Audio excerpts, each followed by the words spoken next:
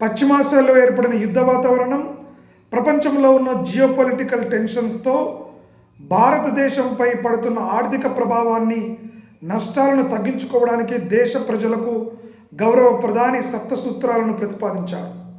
దాంట్లో అత్యంత ముఖ్యమైనటువంటిది మన దిగుమతుల్లో 2వ స్థానంలో ఉన్న బంగారానికి సంబంధించి ఒక ప్రధానమైన సూచన దేశ ప్రజలకు చేయడం జరిగింది. అదేమిటంటే, మీరు వీలైతే బంగారాన్ని కొనుగోలు చేయడం 1 సంవత్సరం కాలం పాటు వాయిదా వేయండి అని చెప్పడం జరిగింది. దానితో పాటుగా ఇంపోర్ట్ ట్యాక్స్ను కూడా 6 నుంచి 15% పెంచడం కూడా జరిగింది. ఈ 2 కారణాల నేపథ్యంలో దేశ ప్రజలు భారత ప్రధాని నరేంద్ర మోడీ గారి మాటలను తూచా తప్పకుండా పాటిస్తూ ఇవాళ గడిచిన 15 రోజులలో దాదాపుగా 70% కొనుగోళ్లు తగ్గిపోయావని ఇవాళ అధికారిక అంకెలు మనకు తెలియజేస్తున్నాయి.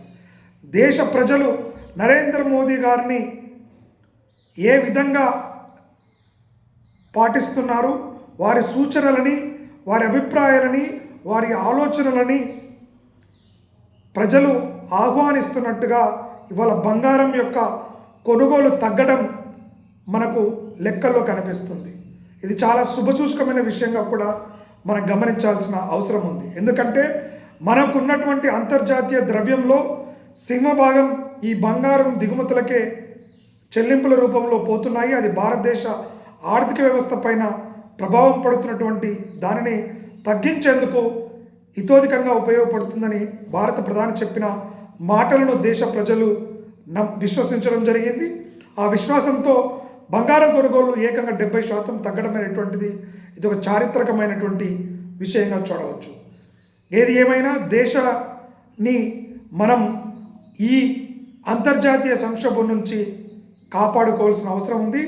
గౌరవ ప్రధాని చేసిన 7 సప్తసూత్రాలను రాజకీయాలకు అతీతంగా పాటించాల్సిన అవసరం ఎంతైనా ఉంది. ముఖ్యంగా స్వదేశీ వస్తువులను వీలైనంత మేరకు మనం వినియోగం తీసుకోవడం కూడా అత్యంత ప్రధానమైనటువంటి విషయంగా గమనించుకోవాల్సిన అవసరం ఉంది.